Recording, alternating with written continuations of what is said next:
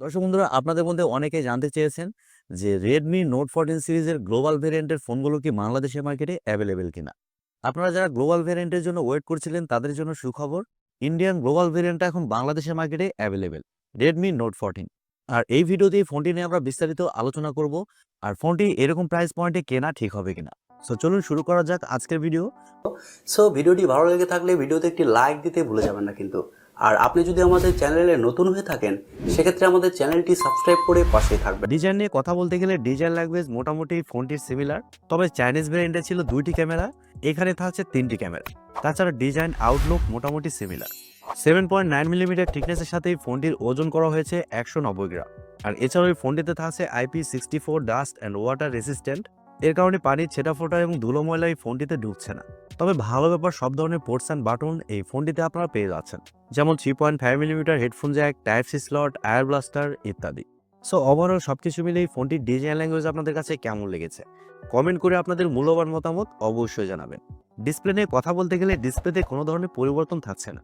Chinese version এবং global version এই দুইটি ডিসপ্লে সেম থাকছে। 6.67 ইঞ্চির একটি ওলেড প্যানেল, যার রেজুলেশন হিসেবে থাকছে 1080x2400 পিক্সেল, এবং আরও থাকছে 395 ppi ডেন্সিটি এবং 120 Hz রিফ্রেশ রেট। পাশাপাশি এখানে HDR10+ সাপোর্ট এবং 2100 নিটস পিক ব্রাইটনেসও দেখতে পাবেন।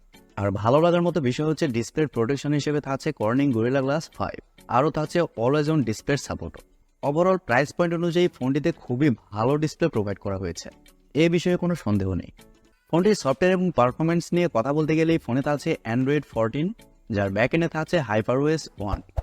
এছাড়াও এই ফোনটিতে চিপসেট হিসেবে থাকছে MediaTek Dimensity 7025 আলট্রা চিপসেট, যা একটি 5G চিপসেট।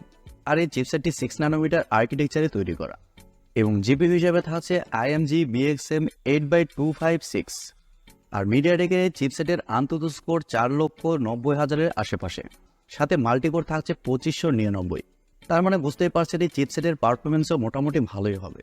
যে কোনো হাই লেভেলের গেমস মিডিয়াম সেটিংসে এই ফোনটিতে আপনারা প্লে করতে পারবেন। এছাড়াও মাল্টিটাস্কিং সহ অন্যান্য কাজও খুব ভালোভাবে করতে পারবেন, এদিক দিয়ে কোনো ধরনের সমস্যা ফেস করবেন না। ক্যামেরা সেশন নিয়ে কথা বলতে গেলে এখানেও পরিবর্তন থাকবে। এই ফোনটির ব্যাক সাইডে থাকছে 3টি ক্যামেরা, যার মেন সেন্সর হিসেবে থাকছে 50 মেগাপিক্সেলের একটি ওয়াইড সেন্সর। আর এই সেন্সরটি সনির সেন্সর, সনি LYT600 সেন্সর। এবং সেকেন্ডে থাকছে 8 মেগাপিক্সেলের আলট্রা ওয়াইড সেন্সর, আরও থাকছে 2 মেগাপিক্সেলের একটি ম্যাক্রো সেন্সর।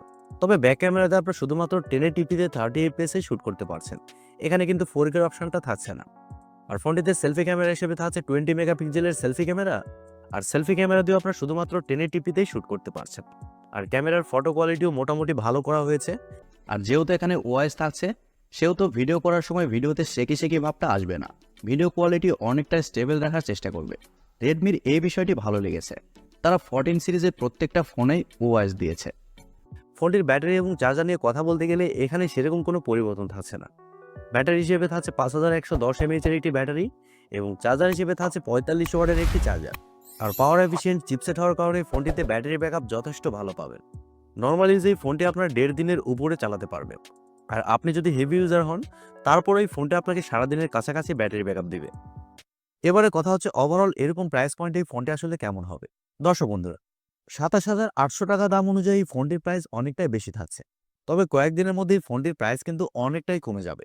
আপনারা যদি কয়েকটা দিন ওয়েট করে এই ফোনটি নিতে পারেন, তাহলে আমার মনে হয় খুবই ভালো হয়। আর তাছাড়া যদি এখনই নিতে চান, নিতে পারেন, তবে আমার মনে হয় প্রাইস কিছুটা কমে গেলে কেনা ভালো হবে। সো দর্শক বন্ধুরা, এই ছিল আজকের ভিডিওটি আপনাদের কাছে কেমন লেগেছে কমেন্ট করে অবশ্যই জানাবেন। আর ভিডিওটি বন্ধুদের সাথে শেয়ার করবেন। সবাই অনেক অনেক ভালো থাকবেন, সুস্থ থাকবেন। খোদা হাফেজ।